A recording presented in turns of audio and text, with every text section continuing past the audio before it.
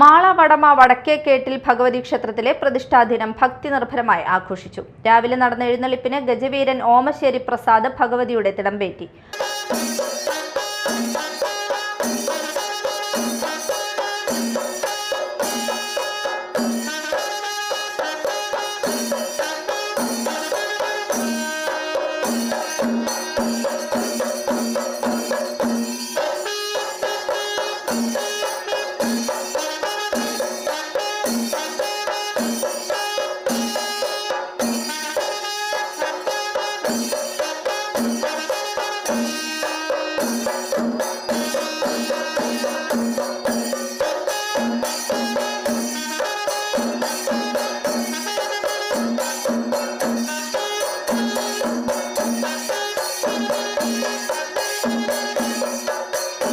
തുടർന്ന് പ്രസാദവൂട്ട്, തായമ്പക എന്നിവ നടന്നു. പൂയം നക്ഷത്രമാണ് വടക്കേക്കേട്ടിൽ ഭഗവതിയുടെ പ്രതിഷ്ഠാദിനം.